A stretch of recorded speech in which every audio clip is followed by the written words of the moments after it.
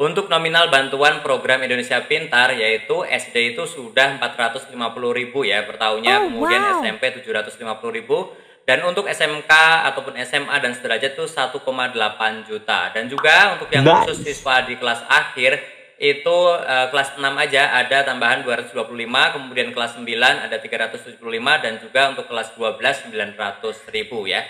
Oke, di video kali ini akan aku jelaskan apa itu program Indonesia Pintar dan juga bagaimana sih cara untuk mendaftarnya dan juga mengecek bantuannya itu seperti apa caranya. Silahkan simak video singkat ini ya. Oke teman-teman, jadi untuk PIP ataupun juga program bantuan untuk Indonesia Pintar ini adalah programnya dari Kemensos ya, berupa uang tunai, perluasan akses dan juga kesempatan belajar dari pemerintah yang diberikan kepada peserta didik dan mahasiswa yang berasal dari keluarga miskin atau rentan miskin. Tapi sebelum saya lanjutkan, untuk yang pertama kali mampir silahkan tekan tombol subscribe dulu agar tidak ketinggalan info serta tutorial yang sering aku bagikan di channelku ini. Nah, tujuannya dari program Indonesia Pintar ini adalah untuk mencegah siswa putus sekolah, kemudian juga menarik siswa kembali ke sekolah. Nah, ini untuk yang sudah putus sekolah ya. Jadi teman-teman silakan memanfaatkan program ini kalau memang masalah sekolahnya itu terkendala dari biaya ya. Kemudian juga untuk meringankan biaya bagi orang tua ya. Nah, teman-teman, ini untuk targetnya sebenarnya di tahun 2025 ini sangat besar dari pemerintah, yaitu sekitar 13,3 triliun yang diberikan kepada sekitar 18,5 juta. Jadi, pastikan teman-teman yang mendapatkan ya, ataupun anak-anak ataupun saudara atau siapapun kalau memang berhak silahkan daftarkan ya. Nah, kemudian siapa saja yang dapat PIP, yaitu prioritasnya adalah pemegang kartu Indonesia Pintar. Tetapi yang belum pegang juga bisa mendapatkan, yaitu adalah untuk yang keluarga yang punya kartu sejahtera KKS, kemudian juga menerima PKH ya. Jadi meskipun sudah menerima bantuan yang lain seperti KKS dan juga PKH, bisa juga mendapatkan tambahan untuk PIP ini. Nah, ini juga berlaku untuk anak yatim atau piatu, anak dari panti sosial, korban bencana, siswa yang kembali ke sekolah karena putus sekolah, dan juga kriteria khusus lainnya seperti anak disabilitas, korban PHK, dan lain-lain. Oke, selanjutnya nominalnya tadi sudah saya sebutkan ya, ada dari SD sampai SMA, kemudian juga ada untuk yang khusus siswa kelas akhir juga teman-teman bisa baca di sini, tadi sudah saya sebutkan. Nah, kemudian untuk kriteria penerima PIP, yang pertama adalah PIP memberikan bantuan tunai pendidikan bagi peserta didik dari keluarga miskin dan rentan miskin untuk memastikan akses pendidikan hingga jenjang menengah, baik formal ataupun juga non formal.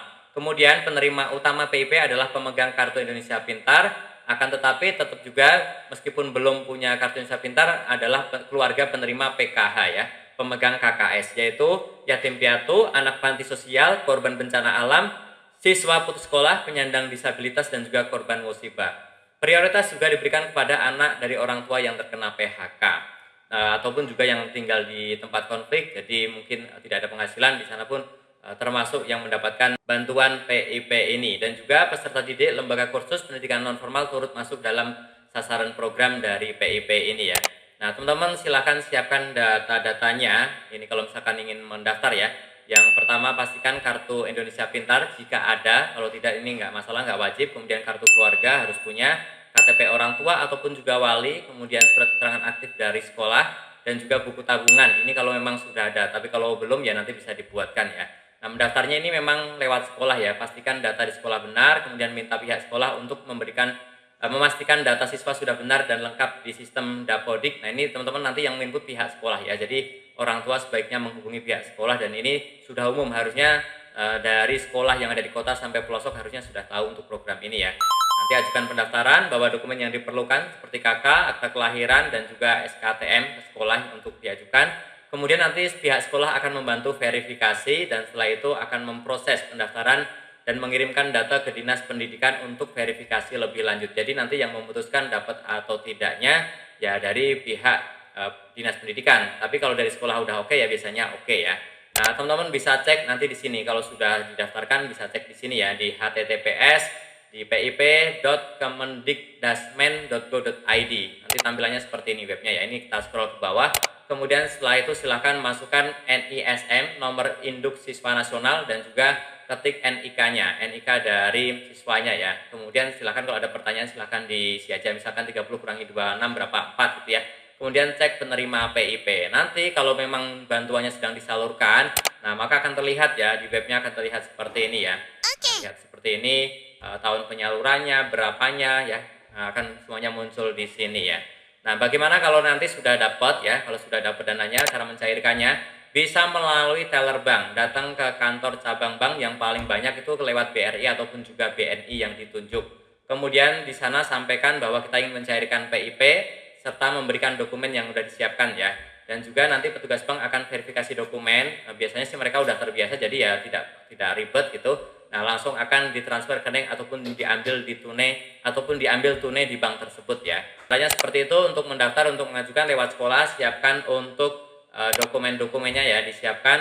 Untuk yang berhak ya seharusnya mendapatkan ya. Oke, jadi seperti itu informasi yang saya dapat sampaikan terkait program Indonesia Pintar, bantuan untuk siswa-siswa yang memang berhak mendapatkan ya. Semoga prosesnya lancar dalam mengajukan dan segera mendapatkan bantuannya, dan tentunya masih banyak lagi info serta tutorial yang akan aku sharingkan di channelku ini. Jangan lupa tekan tombol subscribe, like, dan juga share. Sampai jumpa di videoku selanjutnya. Terima kasih.